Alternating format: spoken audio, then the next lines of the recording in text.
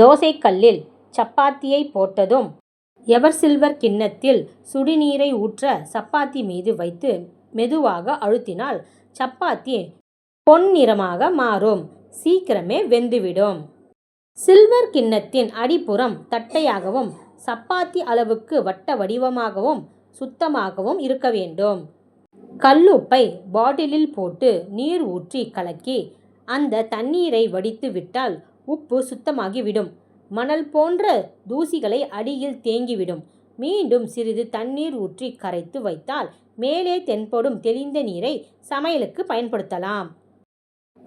சமையல் அறையில் ஒரு நோட்டு பேனாவையும் வைத்து கொண்டால் மளிகை பொருட்களை முடியும் தருவாயில் அவற்றை குறித்து வைத்து கொள்ளலாம்.